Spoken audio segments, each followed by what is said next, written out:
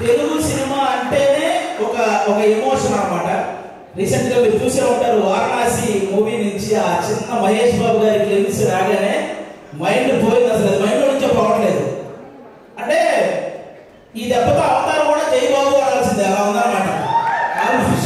అంటే తెలుగు సినిమా అనగానే గౌరవంగా నమస్కారం పెట్టేలా చేసింది నందమూరి తారక రామారావు గారు, అక్కినేని నాగేశ్వరరావు గారు అయితే, తెలుగు సినిమా అనగానే గర్వంగా శాల్యూట్ కొట్టేలా చేసింది మెగాస్టార్ చిరంజీవి గారు అయితే, తెలుగు సినిమా అనగానే ప్రపంచంలో మనం ఏ మూలకు వెళ్ళినా నేను తెలుగు వాడిగా ధైర్యంగా చెప్పుకునేలా చేసింది మాత్రం ఎస్ఎస్ రాజమౌళి గారు.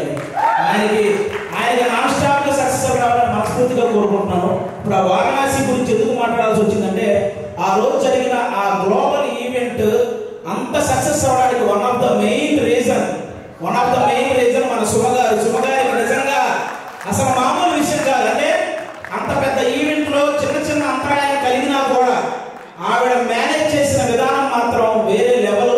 అందుకే సుమగారికి ఒకసారి గట్టిగా క్లాప్స్ కొట్టాలి ఆ విషయం. అదొక్కటే కాదు,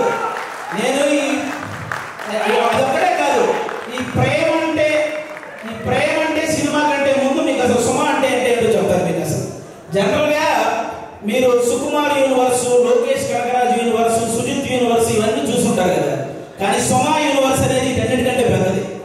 ఎందుకంటే ఒక డైరెక్టర్ తన ముందు సినిమాకి తర్వాత వచ్చే సినిమాకి మధ్య ఒక లింక్ ఉంటే దాన్ని యూనివర్స్ అంటారు కదా, కానీ ఏ ఇండస్ట్రీకి సంబంధించిన ఏ డైరెక్టర్ సినిమా తీసినా ఆ సినిమాకి సుమ గారి యాంకరింగ్ కి మధ్య ఒక లింక్ ఉంటుంది, దాన్నే సుమ యూనివర్స్ అంటారు. అందుకే ఆ యూనివర్సే అన్నిటికంటే పెద్దదన్నమాట. అసలు సుమ అనే పేరులోనే ఉంది. ఎస్ అంటే సక్సెస్ఫుల్ గా, యు అంటే అల్టిమేట్ గా, ఎం అంటే మీనింగ్ఫుల్ గా, ఏ అంటే యాంకరింగ్ చేసేదే మన సుమ గారు. అంటే జనరల్ గా ఒక తెలుగు వాడిగా పుట్టి ఎక్కడో కేరళలో ఉన్న వాళ్ళ చేత మనవాడరా అనిపించుకున్న అల్లు అర్జున్ గారు ఎంత గ్రేటో, ఒక కేరళ అమ్మాయిగా పుట్టి తెలుగు వాళ్ళందరి చేత మన అమ్మాయిగా అనిపించుకున్న సుమ గారు కూడా అంతే గ్రేట్. అంటే తను ఒక కూతురుగా వాళ్ళ అమ్మను బాగా చూసుకుంటూ, ఒక భార్యగా తన భర్తను బాగా చూసుకుంటూ, అలాగే ఒక తల్లిగా తన కొడుకు కూతుర్ని బాగా చూసుకుంటూ, ఒక యాంకర్ గా ఇంతమందిని ఎంటర్టైన్ చేస్తూ బాగా చూసుకుంటుందంటే అది మామూలు విషయం కాదు. అందుకే ఆవిడకి నేను అంత పెద్ద ఫ్యాన్ అనమాట. నేను సుమ గారికి, నేను సినిమాలో మీ అందరికీ తెలిసి పవన్ కళ్యాణ్ గారి ఫ్యాన్ అని, కానీ టీవీలో నాకు బాగా ఇష్టమైన యాంకర్ సుమ గారు. నేను ఆవిడ ఫ్యాన్, నేను అందుకు ఫ్యాన్ అనమాట. బేసిక్ గా హీరోల్లో ఫ్యామిలీ హీరోలు ఉంటారు, మామూలు హీరోలు ఉంటారు. అలాగే యాంకర్లో కూడా మామూలు యాంకర్లు, ఫ్యామిలీ యాంకర్లు ఉంటారు. ఫ్యామిలీ హీరో వెంకట వెంకటేష్ గారు అయితే ఫ్యామిలీ యాంకర్ మన సుమ గారు. అంటే తెలుగు సినిమా ఇండస్ట్రీకి అమ్మాయిలు రావాలంటే ఎక్స్పోజింగ్ చేయాలి, లేకపోతే కమిట్మెంట్ ఇవ్వాలి, ఇలాంటి తప్పుడు ప్రచారాలు చేస్తూ చాలా మంది చెప్తుంటారు. కానీ టాలెంట్ ఉంటే అవి చెయ్యక్కర్లేదు అని నిరూపించినటువంటి మహిళ మన సుమ గారు. అంటే మెగాస్టార్ చిరంజీవి గారిని చూసి ఎంతమంది అబ్బాయిలు అయితే ఇన్స్పిరేషన్ గా తీసుకొని ఇండస్ట్రీకి వచ్చారో, అలా సుమ గారిని ఇన్స్పిరేషన్ గా తీసుకొని ఇండస్ట్రీకి వచ్చిన అమ్మాయిలు చాలా మంది ఉన్నారు. ఆ విధంగా కూడా ఆమెకి హ్యాట్సాప్ చెప్పుకోవాలి. ఒక ఈవెంట్ అంటే ఆల్మోస్ట్ 4 గంటలు నిలబడి ఆవిడ ఒక్కటే ఎంటర్టైన్ చేస్తూ ఉంటది. అలాగే ఒక టీవీ షో చేయాలంటే ఆల్మోస్ట్ 14 గంటలు నిలబడాలి. అంటే ఈవెన్ లేడీస్ ప్రాబ్లమ్స్ ఉన్నా కూడా ఆ పెయిన్ ఫేస్ మీద తెలియకుండా ఇంతమందిని ఎంటర్టైన్ చేస్తూ వస్తుంది. అంటే తను నిలబడి ఒక షోని నిలబెట్టగలిగే ఏకైక యాంకర్ మన సుమ గారు. ఆల్మోస్ట్ ఇప్పుడు కాదు, 91లో వచ్చారండి. 91 నుంచి, అంటే 34 సంవత్సరాల నుంచి నాన్ స్టాప్ గా మన అందరినీ ఎంటర్టైన్ చేస్తూ తన ప్రమోషన్స్ తో ఎన్నో సినిమాలను సక్సెస్ చేసిన సుమ గారికి కూర్చొని కాదు, ఒకసారి అందరూ స్టాండింగ్ ఓవేషన్ ఇచ్చి క్లాప్స్ కొట్టాలని అసలు. అంటే నాకు ఇష్టమైన హీరోలకి, కమెడియన్లకి, డైరెక్టర్లకి, వీళ్ళందరికీ చాలా మందికి పద్మశ్రీ అలాగే పద్మభూషణ్ ఇలాంటి అవార్డులు మీరు రావడం చూసారు. అవన్నీ నాకు కూడా చాలా హ్యాపీనెస్ ఇచ్చాయన్నమాట. తన ప్రొఫెషన్ లో ఇంతమందిని ఎంటర్టైన్ చేస్తూ ఇంతమంది చేత ఒక గౌరవం దక్కించుకున్నటువంటి సుమ గారికి కూడా అలాంటి అరుదైన గౌరవం దక్కాలని నేను మనస్ఫూర్తిగా కోరుకుంటున్నాను. నిజంగా thank you so much Suma గారు. మీతో పాటు ఈ సినిమాలో చేయడం నిజంగా మా అందరి అదృష్టం. అది నేను షోలో చాలాసార్లు అప్పుడప్పుడు ఈవెంట్స్ లో చేశాను, కానీ ఒక ఫుల్ ఫ్లెడ్జ్డ్ గా ఎప్పుడు మీతో పాటు ఒక ట్రావెల్ చేయలేదు. ఈ సినిమాలో చేయగలేదు కాబట్టి నిజంగా థ్యాంక్ యూ సో మచ్ అండి దానికి. ఇప్పుడు ఒక్కటే మాట, అంటే మళ్ళీ మీ మీద పనిచేస్తే సీరియస్నెస్ అంతా పోతుంది. సో నేను దీన్ని చాలా సీరియస్ గానే తీసుకుంటున్నాను. అండ్ అలాగే అది అయిపోయింది కాబట్టి టాపిక్ వెనకాల వచ్చింది మా అక్క గారు, మా అమ్మ. And dynamic. Thank you so much అండి. అలాగే ఇప్పుడు మనం సినిమా వాళ్ళ గురించి మాట్లాడుకున్నాం, ఇప్పుడు సినిమాని చంపేసే వాళ్ళ గురించి మాట్లాడుకున్నాం. ఓకేనా? బేసిక్గా సినిమా ఇండస్ట్రీలో ఉన్న పెద్ద పెద్ద వాళ్ళందరికీ ఒకే ఒక్క ఇదండి, ఎవరైతే సినిమా ఇండస్ట్రీలో రైటర్స్ ఉంటారో వాళ్ళని మాత్రం ఇంకొంచెం కేరింగ్గా ఇంకొంచెం వాల్యూ ఇవ్వాలని వాళ్ళని నేను మనస్ఫూర్తిగా కోరుకుంటున్నాను. ఎందుకంటే రైటర్ అంటే వాడు ఇచ్చింది తీసుకుంటూ చెప్పింది రాసుకుంటూ వెళ్ళిపోతాడు అనే ఒక చిన్న ఆలోచన నుంచి రైటర్ అనేవాడు ఒక్కసారి నాకు ఎందుకులే అనుకుంటే ఇండస్ట్రీలో ఎవరికి పని ఉండదు అనే ఒక పెద్ద ఆలోచన చేయాలని నేను మనస్ఫూర్తిగా కోరుకుంటున్నాను. ఎందుకంటే సినిమా ఇండస్ట్రీకి రైటర్ అనేవాడే ఒక హార్ట్ లాంటి వాడు. గుండె కొట్టుకోకపోతే ప్రాణం పోతే, అలాగే రైటర్ అనేవాడు పెన్ను పట్టుకోకపోతే ఖచ్చితంగా సినిమా పోతే. అందుకే రైటర్లు అందరినీ ఒకసారి సినిమా ఇండస్ట్రీలో ఉన్న రైటర్లు అందరినీ గ్యాదర్ చేసి వాళ్ళ కష్ట సుఖాలు తెలుసుకొని వాళ్ళకు ఒక నూతన ఉత్సాహాన్ని ఇస్తే ఆటోమేటిక్గా మంచి సినిమాలు వస్తూ ఉంటాయి. ఎందుకంటే 1000 కోట్లకు సంబంధించిన వారణాసి లాంటి ప్రాజెక్ట్ రాయగలిగిన రైటర్లు కూడా మన దగ్గర ఉన్నారు. కానీ కనీసం వాళ్ళ అమ్మకి 1000 రూపాయలు మందులు కొనుక్కునే స్థితి కూడా లేక వాళ్ళ టాలెంట్ అలాగే వెనకబడిపోతూ ఉంది. అలా రైటర్స్ అందరినీ ఒక్కసారి గ్యాదర్ చేసి వాళ్ళకు ఒక నూతన ఉత్సాహం ఇవ్వాలని సినిమా ఇండస్ట్రీ పెద్దవాళ్ళందరికీ నేను ఒకసారి మనస్ఫూర్తిగా కోరుకుంటున్నాను. అలాగే మీరందరూ గమనిస్తే ఆల్మోస్ట్ సంవత్సరానికి 150-200 సినిమాలు రిలీజ్ అయితే పట్టుమని 10 సినిమాలు కూడా ఆడట్లేదు సినిమా ఇండస్ట్రీలో.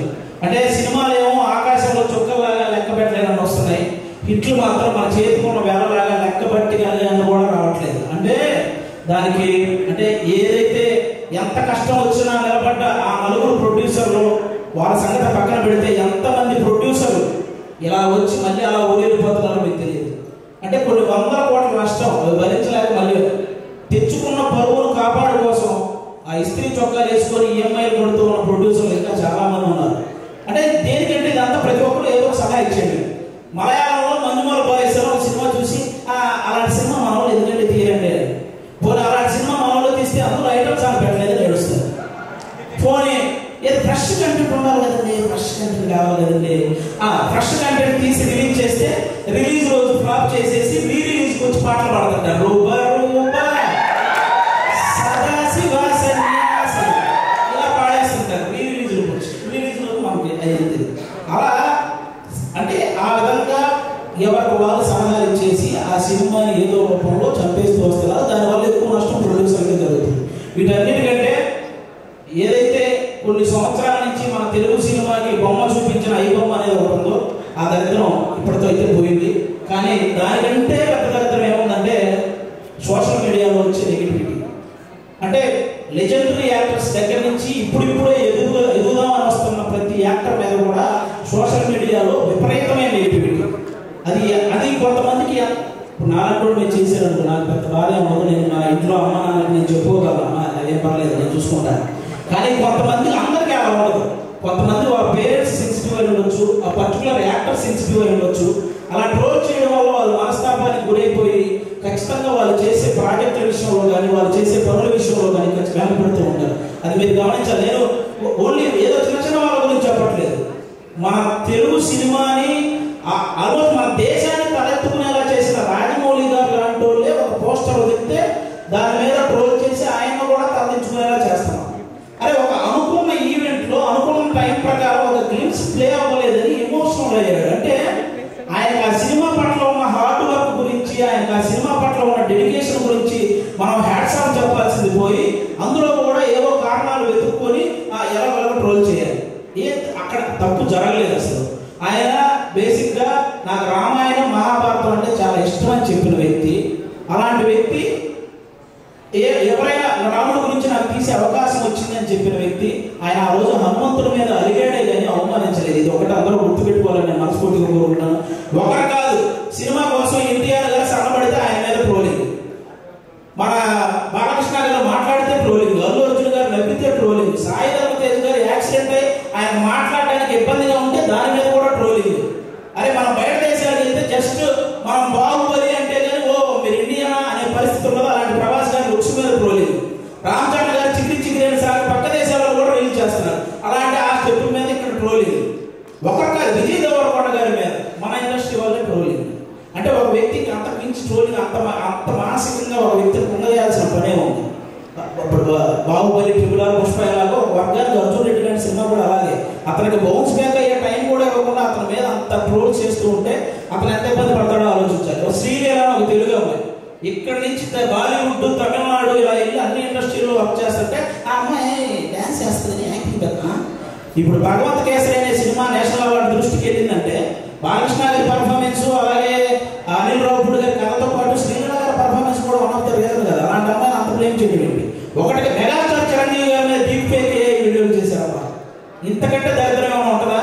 నాకు తెలిసి ఆయన రికార్డులు కొట్టిన పోస్టర్లు గోడల మీద పడేటప్పుడు ఆ ట్రోలింగ్ చేసినప్పుడు వాళ్ళ అమ్మ కడుపులో కూడా పడేవాడు. అలాంటి వ్యక్తులు ఆయన 3 దశాబ్దాలు 1వ నంబర్ పొజిషన్లో ఉన్నప్పుడు ఇది కోసం ఒకటంటే ఇలా ఉంటుందని కూడా తెలియదు. మన తుఫాన్ వచ్చిన ఆయన సినిమాల కోసం మనం పరిగెత్తుకుంటూ వెళ్తున్నప్పుడు వాడికి నడవడం కూడా వచ్చి ఉండదు. అలాంటి వాడు వచ్చి మెగాస్టార్ చిరంజీవి గారి మీద ట్రోల్స్.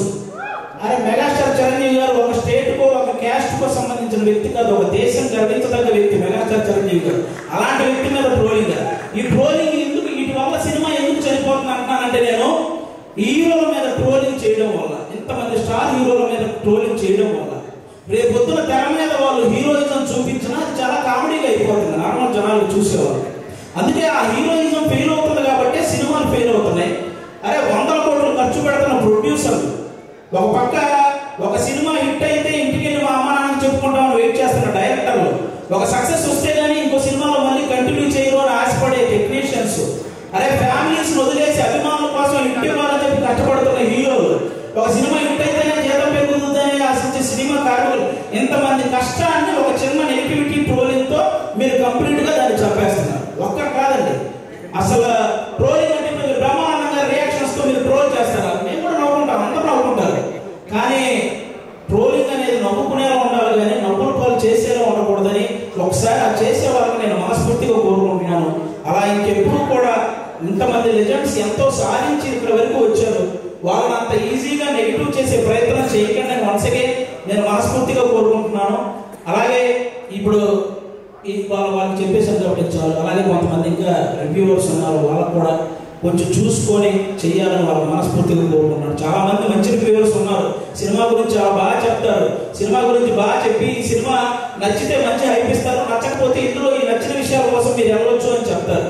అలా చెప్తే చాలా బాగుంటుంది. అంతేగాని సినిమా మీద వెటకారం చేస్తూ రివ్యూలు ఇస్తుంటారు. వాళ్ళకి అర్థమైన విషయం ఏంటంటే ప్రొడ్యూసర్లు ఎంత నష్టపోతున్నారో ఒకసారి ఆలోచించాలని మనస్ఫూర్తిగా కోరుకుంటున్నాను. ఇక మా ప్రేమంటే సినిమాలో ముఖ్యంగా మా ప్రియదర్శి బ్రదర్ ఇందాక నాగ చైతన్య గారు చెప్పినట్టే వర్స్టైల్ యాక్టర్, అసలు మామూలుగా కాదు. అతను ఏ సినిమా పట్టుకుంటే ఆ సినిమా లక్కీ అన్నట్టు మారిపోయింది. బలగం చూసినప్పుడు కానీ, అతను కోర్టు సినిమా చూసినప్పుడు కానీ, మల్లేశం చూసినప్పుడు కానీ, సారంగపాణి జాతక సినిమా చూసినప్పుడు కానీ అతని పర్ఫార్మెన్స్ ఎప్పటికప్పుడు వేరియేషన్స్ చూపించుకుంటూ వస్తూ, అంటే చాలా మంది ప్రొడ్యూసర్లకి ప్రియదర్శి ఇలాంటి సినిమా తీస్తే మనం తక్కువ బడ్జెట్ పెట్టుకోవచ్చు, ఎక్కువ లాభాలు పొందవచ్చు అనే ఫీలింగ్ అతని మీద ఉంది. కాబట్టి అలాంటి ప్రియదర్శి గారు, ఆనంది గారు ఇక్కడ చెన్నై తమిళలో రెండింటిలో కూడా ఆవిడ చాలా పాపులారిటీ సాధించిన అమ్మాయి, మన తెలుగు అమ్మాయి. చాలా ముచ్చటగా ఉంటుంది చూడడానికి. ఆనంది గారు ఎక్కడ పర్ఫార్మ్ చేసినా ఏ సీన్ చేస్తున్నా అలా చూస్తుండిపోవాలనిపిస్తుంది. మన ఆనందిని ప్రియదర్శిని హీరోయిన్లు అనడం కంటే కూడా వాళ్ళిద్దరిని పర్ఫార్మర్లు అనడం అనేది చాలా నాకు అది చాలా బాగుంటుంది అనిపిస్తుంది. నాకు బాగా పర్ఫార్మ్ చేస్తారు. వాళ్ళిద్దరికి కూడా థ్యాంక్ యూ సో మచ్. మా నవనీత్ బ్రదర్ డెబ్యూ డైరెక్టర్, మీరందరూ ఆ నవనీత్ బ్రదర్ని ఎంకరేజ్ చేయాలి. ఒక డెబ్యూ డైరెక్టర్కి ఎన్నో కళలు ఉంటాయి, ఆ కళల్ని మీరు సాకారం చేయాలని ప్రేక్షకులందరినీ మనస్ఫూర్తిగా కోరుకుంటున్నాను.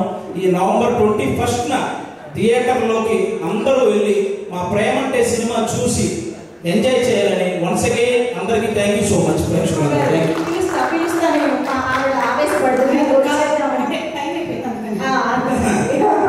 థ్యాంక్ యూ సో మచ్ అండి. Thank you.